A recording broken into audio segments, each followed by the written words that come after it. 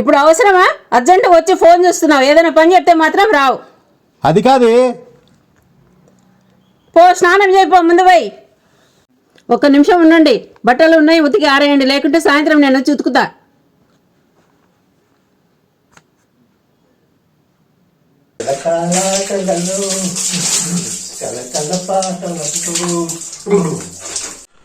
అవును, బట్టలు ఉతికి ఆరేయమనింది. బట్టలు ఉతకకపోతే ఉతుకుతానంది బట్టలనా లేకపోతే నన్నా? నిన్నగా డింపుకో. అమ్మ బాబాయ్, నన్ను ఉతికినా ఉతుకుతుంది. ఎందుకైనా మంచిది, ఉతికేస్తానుండు. భార్య అంటే మాత్రం భయం ఉండాలి లేండి. ఎక్కడా?